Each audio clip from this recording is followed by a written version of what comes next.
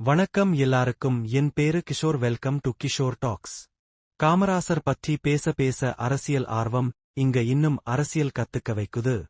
நாடு வளர்ந்து கொண்டு இருந்தது குறித்த பெருமை காமராஜருக்கு இருந்தாலும் கட்சி தேய்ந்து கொண்டு வருகிறது என்ற கவலை அவரை வாட்டியது.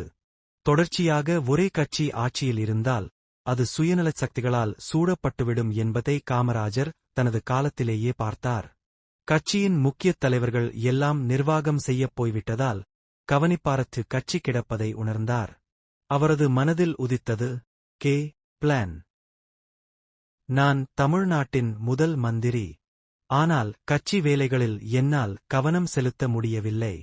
பதவியில் உள்ள ஒருவர், அவர் எவ்வளவுதான் செல்வாக்கு படைத்தவராக இருந்தபோதும் கூட, கட்சி, ஆட்சி எனும் இரண்டு துறைகளிலும் தனது பணிகளை ஏக காலத்தில் சிறப்புறச் செய்து முடிப்பது கஷ்டம்.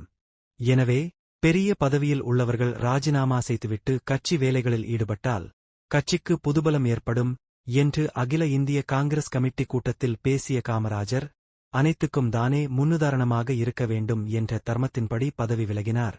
அவரைத் தொடர்ந்து 7 மாநில முதல்வர்கள் பதவி விலகி கட்சிப் பணிக்குப் போனார்கள். காமராஜர் பதவி விலகினால் தமிழகத்துக்கு இருள் சூழும். கேடு, பெருங்கேடு என்று அன்றே அபாயச் சங்கு ஊதினார் தந்தை பெரியார்.